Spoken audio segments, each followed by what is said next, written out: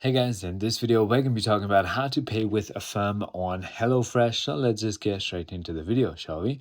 So, since HelloFresh may not be a direct partner, using a virtual card allows you to pay anywhere Visa is accepted. So, all you need to do is simply go ahead and open the Affirm application and not the HelloFresh application. Go to the card tab in the Affirm and enter the total amount of your HelloFresh subscription. You can estimate this based on your plan. Select a payment plan and then confirm the terms. So it is as simple as that.